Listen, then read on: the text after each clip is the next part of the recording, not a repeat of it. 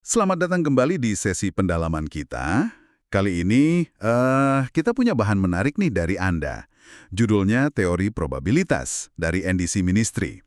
Nah, yang menarik, sumber ini tuh langsung kayak mempertentangkan logika probabilitas yang serba hitungan itu dengan perspektif iman. Gimana tuh? Betul sekali. Jadi sumber ini tuh pakai teori probabilitas secara logis buat ngukur kemungkinan, ya kan?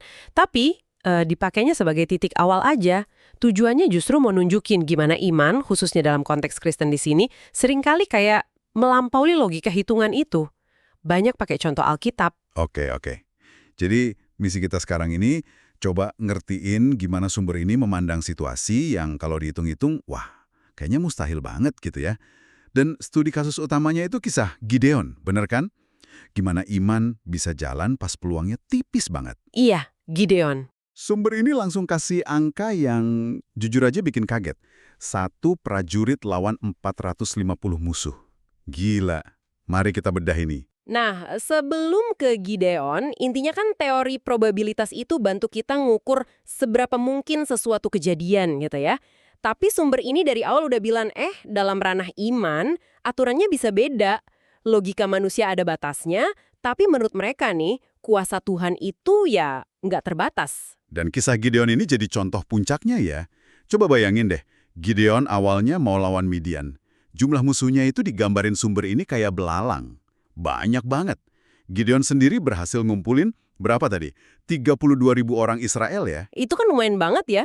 Nah justru di sini, menurut sumbernya, ada intervensi Tuhan.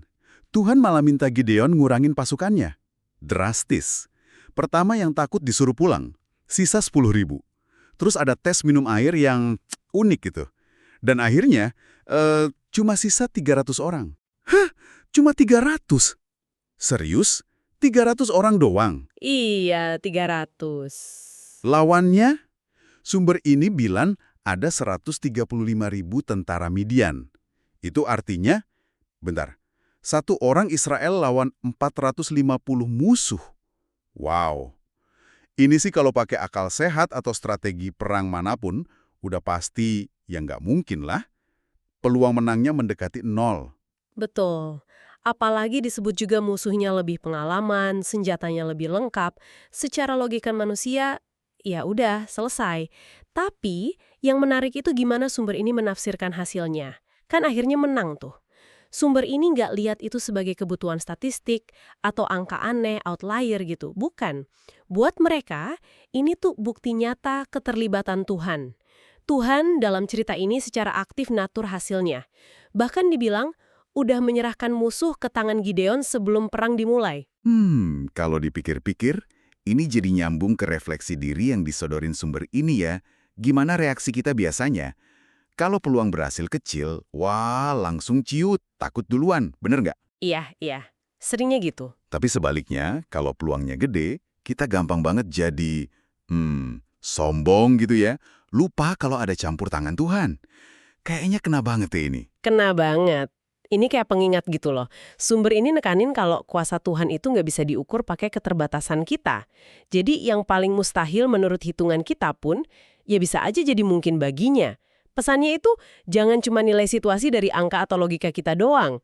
Ada dimensi iman yang melampaui itu. Jadi penasaran nih, dari semua ini, apa sih inti pesan utama yang sumber ini mau sampaikan ke kita, para pendengar? Hidup mengandalkan iman, terus juga bangun keintiman sama Tuhan, dan taat sama Dia.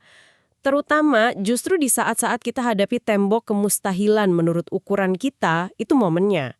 Sumber ini juga dorong kita buat minta hikmatnya, biar ngerti gitu gimana respon yang tepat dalam situasi sulit. Respon dengan iman, bukan dengan takut atau malah sombong.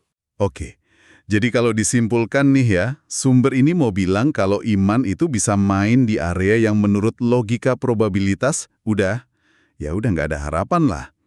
Kisah Gideon jadi ilustrasi kuat gimana Tuhan, yang menurut pandangan sumber ini, bekerja melampaui hitung-hitungan kita. Dan ini relevan banget loh buat Anda yang dengerin. Kan sumber ini secara nggak langsung ngajak kita mikir. Pernah nggak sih Anda di posisi takut banget karena logikanya peluangnya kecil? Atau sebaliknya, saking pedenya sampai lupa bersyukur? Gimana biasanya Anda nyikapi situasi yang rasanya nggak mungkin itu? Nah, sebagai penutup, ada kutipan menarik nih dari Smith Wigglesworth yang juga disebut di sumber ini. Tidak ada yang mustahil bagi Tuhan. Semua ketidakmungkinan itu ada pada kita. Ketika kita mengukur Tuhan berdasarkan keterbatasan ketidakpercayaan kita. Dalam juga ya. Dalam banget itu. Jadi mikir ya, jangan-jangan ketidakmungkinan yang kita lihat itu lebih banyak cerminan dari kacamata kita sendiri. Keterbatasan iman kita. Gitu. Bukan cerminan keterbatasan kuasanya. Sesuatu untuk Anda renungkan lebih lanjut mungkin ya.